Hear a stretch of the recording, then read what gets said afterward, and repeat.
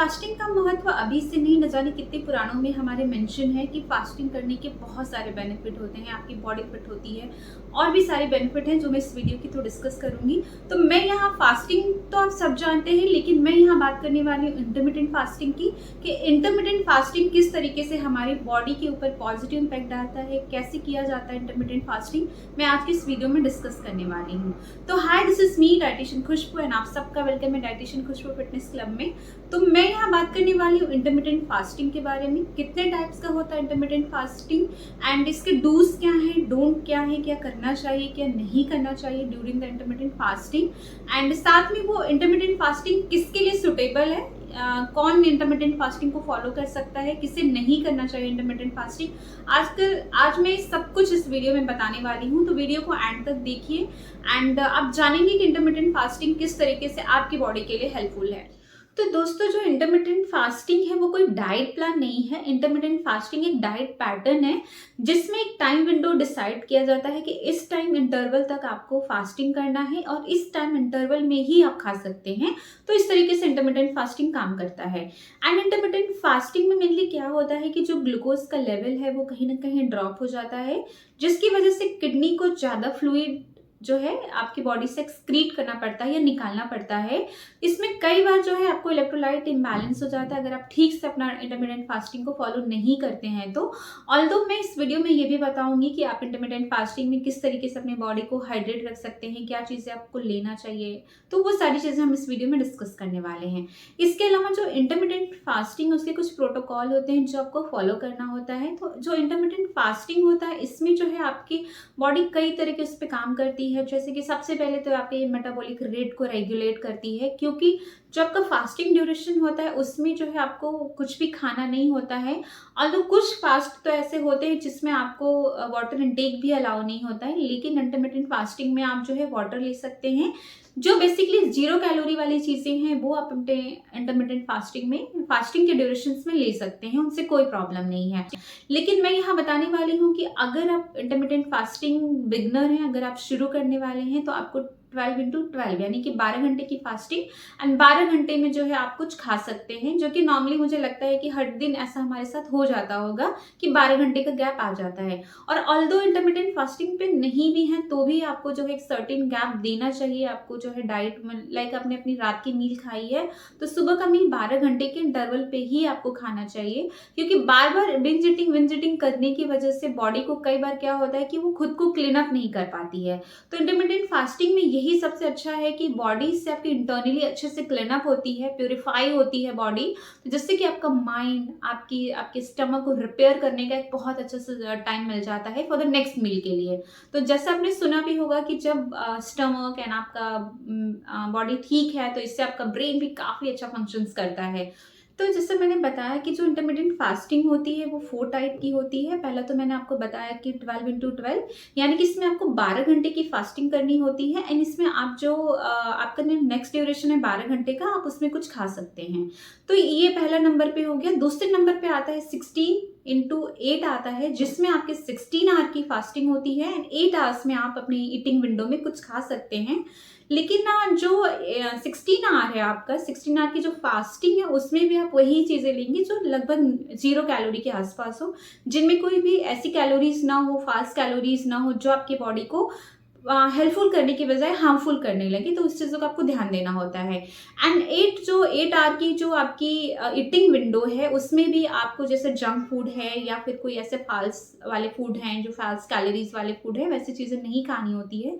आप हेल्दी अपने होममेड घर का कुछ भी खा सकते हैं। इधर कीटो डाइट पे हैं आप या फिर अपने नॉर्मल डाइट पे हैं या मोनो डाइट प्लान्स पे हैं तो उसको भी आप फॉलो कर सकते हैं। कोई भी सीजनल वेजिटेबल हैं या फिर आपकी फ्रूट्स हैं, उन सब चीज़ों को आप एक बैलेंस मील मतलब आपको रखना होता है। एंड ये काफ़ी 16x8 वाला जो है ये काफ़ी मतलब पॉपुलर है इंटरमिटेंट फास्टिंग में। इसके अलावा जो नेक्स्ट आपका है वो आता है 14x10 का। इसमें आपको 14 आवर की जो है फास्टिंग रखनी होती है, 10 आवर में आप कुछ जो खा सकते हैं। तो इससे भी आपको काफ़ी बेनिफिट मिलता है आपकी बॉडी के लिए। चौथा जो नंबर पे आता है वो आता है 20/4 का, यानी कि 20 घंटे की आपकी फास्टिंग होती है। 4 घंटे में आप कुछ खा सकते हैं, ये थोड़ा टफ होता है एंड इसे जो है फॉलो करना, इसमें थोड़ी सी आपकी बॉडी को ज़्यादा टाइम लगता है इसको फॉलो करने में, अडॉप्ट करने में। तो जो लोग जो है स्टार्ट करना चाहते हैं इंटरमिटेंट फास्टिंग, वो सबसे अच्छा तरीका है कि वो अपना जो है 12/12 से शुरू करके 16/8 वाला या 10/14 वाला जो है रख सकते हैं ईटिंग विंडो अपना। एंड ये उनकी बॉडी को किसी तरीके से कोई हार्म भी नहीं करता है। धीरे धीरे उनकी बॉडी जब अडॉप्ट कर लेती है तो देन वो अपने आप को जो है 20/4 वाले पे शिफ्ट कर सकते हैं। ये हो गया इंटरमिटेंट फास्टिंग के टाइप्स। अब जानते हैं कि इंटरमिटेंट फास्टिंग में जो है डूज क्या है, उसके डोंट क्या है, क्या करना चाहिए क्या नहीं करना चाहिए, उसके बारे में डिस्कस करेंगे। तो आइए जानते हैं। अब बात करते हैं कि इंटरमिटेंट फास्टिंग में डूज क्या है, हमें क्या करना चाहिए इंटरमिटेंट फास्टिंग के ड्यूरेशंस में। अगर हम फास्ट पे हैं तो क्या चीज़ें हम ले सकते हैं। तो सबसे पहले मैं आपको बताना चाहूँगी कि जितने भी कैलोरी वाले हाई कैलोरी की चीज़ें वो हमें अवॉइड करना चाहिए।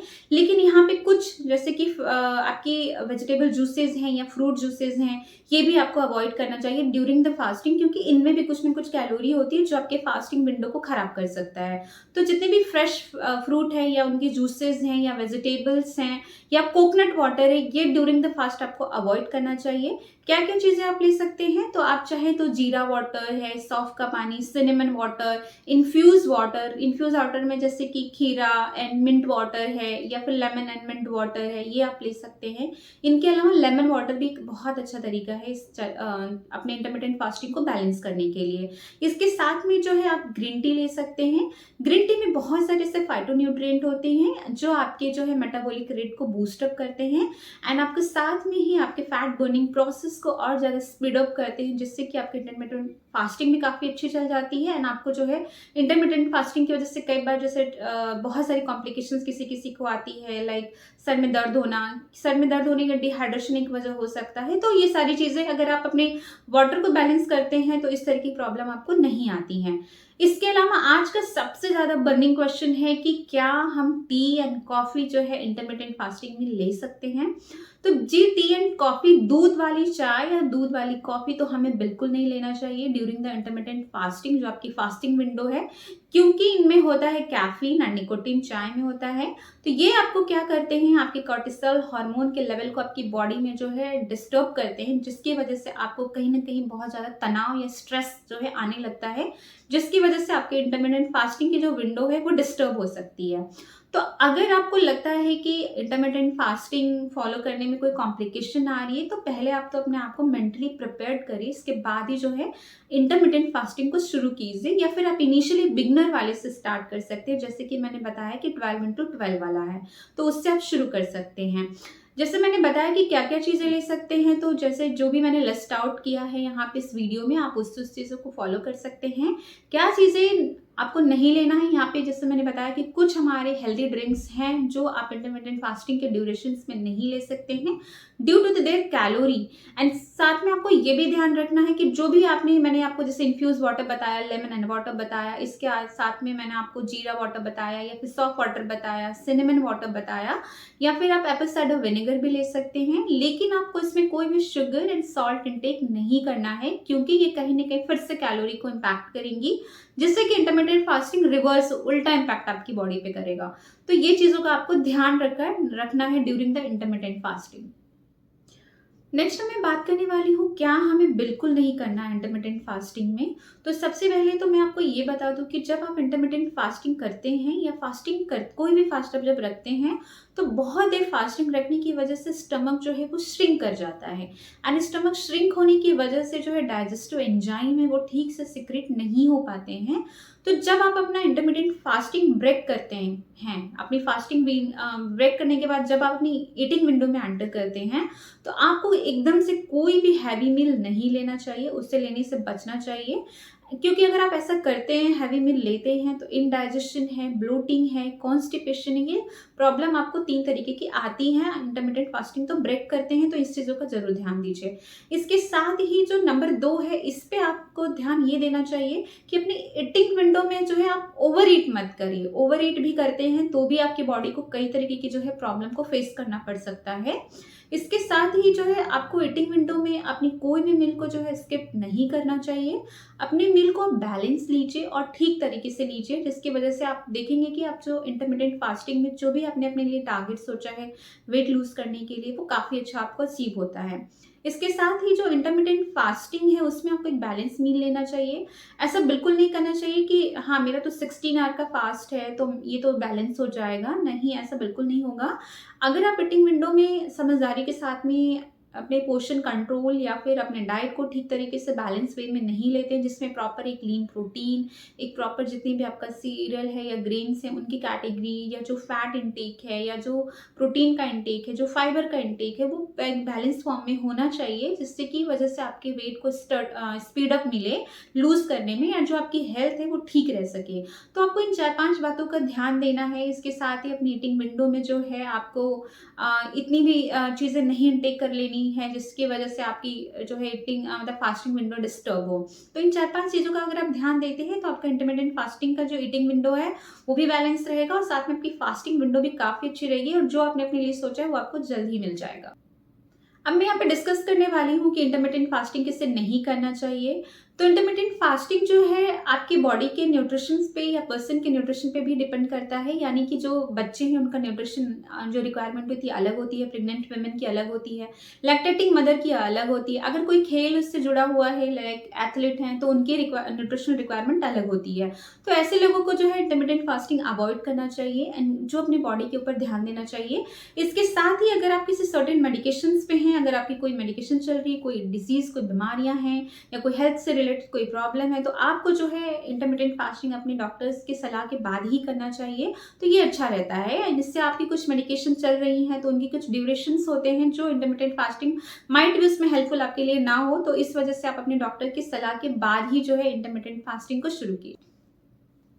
नेक्स्ट यहाँ पे मैं 2 क्वेश्चन जो है अपनी क्लाइंट के साइड से पुटअप करने वाली हूँ, जो कि पहला क्वेश्चन तो ये आता है कि वो इंटरमिटेंट फास्टिंग तो फॉलो कर रहे हैं लेकिन इंटरमिटेंट फास्टिंग के बाद भी जो है उनका वेट जो है नहीं लूज हो रहा है, क्योंकि intermittent fasting mainly fat loss के लिए किया जाता है, वेट को मैनेजमेंट करने के लिए किया जाता है, क्योंकि आपके मेटाबॉलिक रेट, आपके इंसुलिन लेवल को बॉडी में बहुत अच्छा मेंटेन करता है, जिसकी वजह से आपको वेट लॉस करने में या फिर फैट बर्न करने में बहुत आसानी मिलती है। तो इंटरमिटेंट फास्टिंग के ड्यूरेशंस में अगर किसी का वेट नहीं जा रहा है तो इसका कारण ये हो सकता है कि इंटरमिटेंट फास्टिंग तो ठीक है, आपकी बॉडी इंटरनली क्लीन अप हो रही है, प्यूरिफिकेशंस हो रही है, लेकिन इंटरमिटेंट फास्टिंग में आपको अपना स्ट्रेस मैनेजमेंट, आपका स्लीप पैटर्न ये भी बहुत अच्छा होना चाहिए, जो आपकी हेल्थ को गोल को अचीव कराने में आपकी मदद करते हैं। तो आप अपने आप को मॉनिटर कीजिए कि ऐसा तो नहीं है कि आपका स्ट्रेस यानी कोई तनाव हो, या फिर ऐसा तो नहीं है कि कहीं आपकी नींद डिस्टर्ब हो रही हो जिसकी वजह से आपकी जो इंटरमिटेंट फास्टिंग के बाद भी आपका वजन जो है कम नहीं हो रहा हो। नेक्स्ट जो यहाँ पे क्वेश्चंस हैं कि इंटरमिटेंट फास्टिंग में कुछ लोगों को बहुत ज़्यादा सर में दर्द होना या फिर इसके अलावा जो है चक्कर आना या फिर डिजनेस होना, इस तरह की समस्याएं जो है आती हैं, तो इसका रीज़न आपका डिहाइड्रेशन हो सकता है। तो यहाँ पे मैं एक वाटर के बारे में बात करूँगी, उस वाटर की रेसिपी मैं अपने वीडियो में लिंक कर रही हूँ, उससे आप चेक कर सकते हैं एंड इससे आप अपने ड्यूरेशन फास्टिंग में इनटेक कर सकते हैं। तो जो आपकी प्रॉब्लम है लाइक डिजनेस है या फिर सर में दर्द होना है, तो ये सारी चीज़ आपको रिलीज हो जाएंगी, जल्दी से जल्दी आपको आराम पहुँचेगा। तो इस वीडियो में मैं एंड में इस रेसिपी को अटैच करूंगी, तो आप इसको देख करके इस रेसिपी को फॉलो कर सकते हैं। इससे आप अपनी फास्टिंग विंडो में भी ले सकते हैं और इससे फास्टिंग विंडो में लेते हैं तो आपको जो भी प्रॉब्लम आ रही है वो नहीं होगी। अगर ये वीडियो पसंद आई हो तो एक लाइक जरूर करके जाना एंड अगर अभी तक चैनल को सब्सक्राइब नहीं किया है तो सब्सक्राइब कर लीजिए। मिलते हैं न्यू वीडियो के साथ, तब तक के लिए thank you so much and bye bye.